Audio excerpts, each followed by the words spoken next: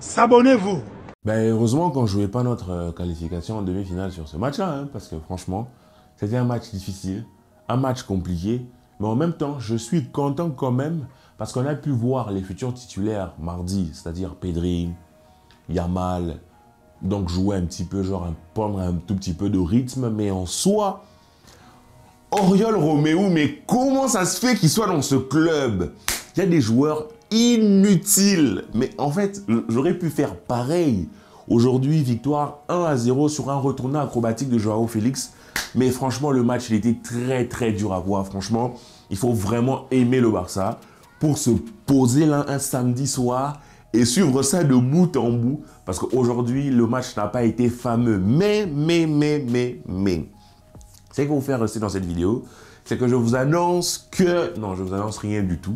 Mais dites-moi, est-ce que vous avez, on va dire, aimé le match ou si vous avez des enseignements? Moi, j'ai des enseignements, mais c'est plus des enseignements négatifs. Les quelques enseignements positifs que j'ai, c'est quand même Casado qui est rentré. Il a pu avoir des minutes. On a eu beaucoup de jeunes, beaucoup de belles entrées. J'ai vraiment beaucoup aimé Fermin. Pour moi, c'est vraiment le joueur au-dessus du lot. Sur ceux qui ont commencé, hein. C'est vrai, quand Lamine Yamal est entré, quand Pedri est entré, ça fait du bien, ça a apporté de l'air. Mais en tout cas, Fermin est un très beau joueur. Il nous aidera vraiment mardi parce qu'on aura besoin de lui. Vu qu'on va déjà manquer Sergio Roberto au milieu, on va manquer Christensen. On aura besoin des joueurs qui t'apportent un plus en fait.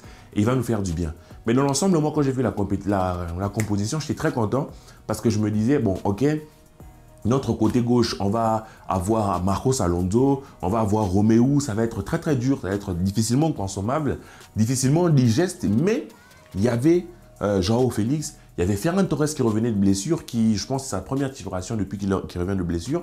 Il y avait aussi, le petit Roquet. Donc, c'est très intéressant. Je me disais, ok, ça va peut-être faire des belles choses. On va peut-être voir des choses intéressantes offensivement, sachant qu'on joue contre Cadiz qui est relégable. Mais, ça, c'était mal connaître ces joueurs de merde. Désolé. Mais, en fait, individuellement, avant de parler même collectivement, le match de Ferran Torres, mais c'est une catastrophe. C'est cataclysmique. C'est dithyrambique. Je sais pas quel mot utiliser pour décrire un match si fantomatique. Je ne pensais pas qu'on pouvait être plus fantomatique que ce qu'il faisait déjà. Il n'a absolument rien fait quand il était sur le côté droit. Quand Roquet sort, il va dans l'axe, il fait 2-3 trucs, mais franchement, son match, c'est désolant, hein, c'est désolant. Et même pour Victor Roquet, je trouve que Victor Roquet, le mal avec lui aujourd'hui, c'est qu'il est beaucoup resté dans l'axe. Et les attaquants n'ont pas eu de lien entre eux. Il n'y a pas eu de mouvement entre eux. J'ai pas trouvé de contact entre eux. Et les milieux de terrain n'ont pas apporté le ballon. Donc vraiment aujourd'hui, c'est un match difficile pour les attaquants. Même Joao Félix qui a marqué un but par retourné acrobatique, son match n'est pas extraordinaire. Parce que bien sûr, Cadiz a posé un 4-4-2, donc un bus. Mais nous, de notre côté non plus, on n'a pas non plus apporté le ballon aux attaquants. Notre milieu de terrain a été nul à un moment donné. C'est même Fermin qui lance une sorte de révolte et fait tout seul. Parce que justement, au milieu de terrain, on n'arrive à rien faire. Parce que notre monsieur Romeu a 2 pieds droits. Je suis désolé. Moi, je ne suis pas en train d'attaquer la personne. Mais le footballeur, c'est vraiment... C'est une anomalie. Je ne comprends pas à quel moment les recruteurs du Barça, que ce soit Deco, que ce soit Xavi, se sont dit, ce serait une bonne idée. Mais je veux dire, il est nul. Il est nul. C'est affreux. Et même Marcos Alonso. Mais quand il jouait, je me disais, mais oui, je comprends pourquoi vous partez. Je comprends pourquoi vous êtes en train de partir. Je comprends pourquoi Alonso, on ne va pas te prolonger, tu pars gratuitement, on s'en fout, on ne va même pas gratter de l'argent sur toi. Je comprends pourquoi Romeu, tu pars aussi, on s'en fout de toi aussi. Parce que franchement, sur le terrain, il n'apporte absolument rien. Absolument rien. Je veux dire, il n'y a pas de plus-value. Défensivement, Romeu, c'est dur. Offensivement, c'est dur. Marcos Alonso sur son côté de latéral gauche. Le néant, et ça a beaucoup joué à gauche, énormément joué à gauche, à outrance. Le côté droit avec Fort, on n'a même pas assez vu. Parce que sur toute la première période, on joue que à gauche et à droite. Du coup, Fort, Ferran Torres, totalement invisible. Pas d'appel.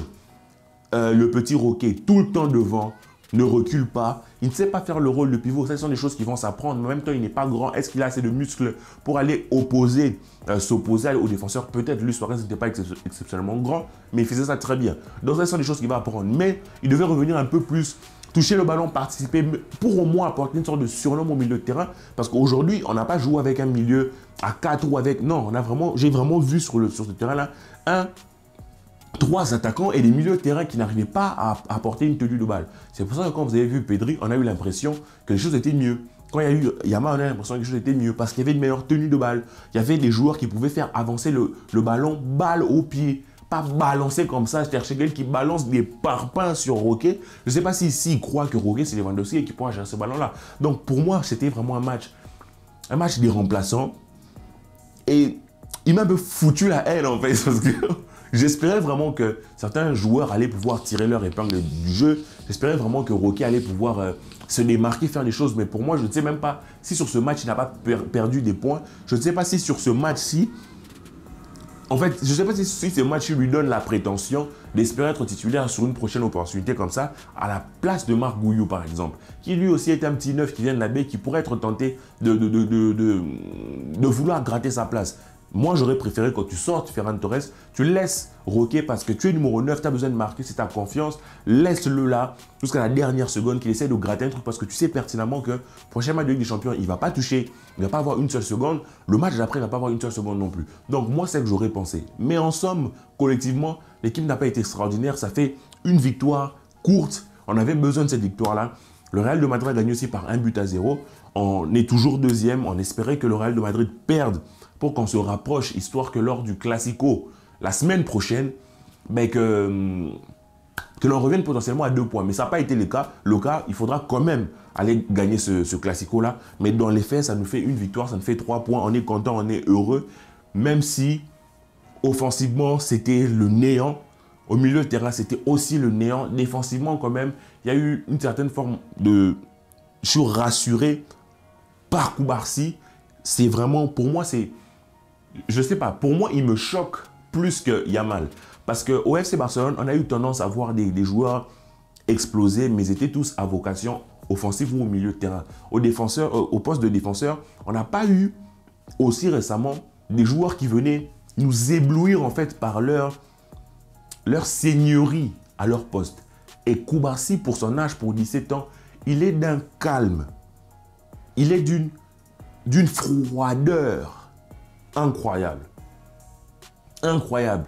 Et ces passes, aujourd'hui j'ai vu, il en a raté quand même quelques-unes, ou plutôt plusieurs ont été interceptées, mais ces passes avec beaucoup de culot, beaucoup d'orgueil qui le fait, beaucoup de confiance en lui-même. Franchement, chapeau. Vraiment, moi ça, il me bluffe ce petit, il est super fort. Après Christensen, je ne l'ai pas trouvé très serein. Il ne m'a pas énormément rassuré. Mais vas-y, on va y aller doucement avec Christensen. On sait qu'il joue avec des gènes. Malheureusement, il est un peu fragile, notre Danois préféré. Mais bon, défensivement, comme je vous ai dit, avec cette paire-là, ça n'a pas été... on n'a pas trop galéré. Même si, au poste de latéral gauche, Cancelo, qu'est-ce que je raconte? Alonso, vraiment, moi, c'est le néant. Hein. Ce match a vraiment confirmé mon besoin, mon envie de voir des joueurs se barrer de mon club. Alonso, Romeo, Ferran Torres. Vraiment, c'est bon. Des fois, on troll, hein, on rigole avec la frite en disant que Ferran Torres sera ballon d'or. Mais aujourd'hui, j'ai envie de vous dire, ce n'est pas le sujet de savoir qui part, qui reste. Mais ce match-là, ce match-ci, c'est un samedi, les gars. Samedi soir, moi, j'ai d'autres programmes. Peut-être vous aussi. Mais je me suis dit, on est dans la vibe. Le Barça, tout ça. Les remplaçants auront aussi une vibe. Tu vois, une vibe de... Ouais, voilà, montrons quelque chose.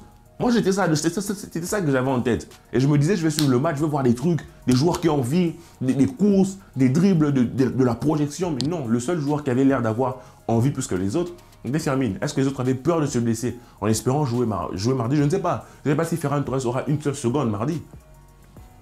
Je ne sais pas. Mais en tout cas, victoire quand même du FC Barcelone. On est quand même content pour les 3 points, même si dans le fond, on n'a pas été super heureux. Juste après cette vidéo, je vais enchaîner avec l'avant-match Paris Saint-Germain qui va être potentiellement long. J'espère que vous la suivrez cette vidéo-là. Que la personne sur vidéo, on continue de s'abonner, de liker, de donner de la force à la communauté. Peace et à plus tard.